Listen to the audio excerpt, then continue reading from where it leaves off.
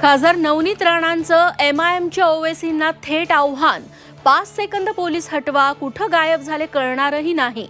नवनीत राणांच्या टोलेबाजीमुळे नवा वाद.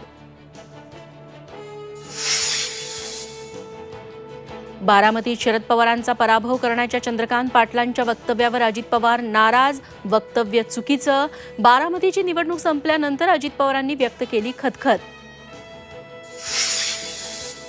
पहिल्या 3 टप्प्यातलं मतदान मोदींना अस्वस्थ करणारं, पवारांचं टीकास्त्र.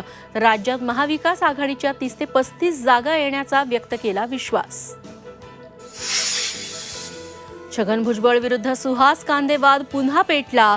भुजबळ तुतारीचं काम करत असल्याचा आमदार सुहास कांदेंचा नाशकात आरोप. मंत्रिपदाचा राजीनामा देण्याची मागणी.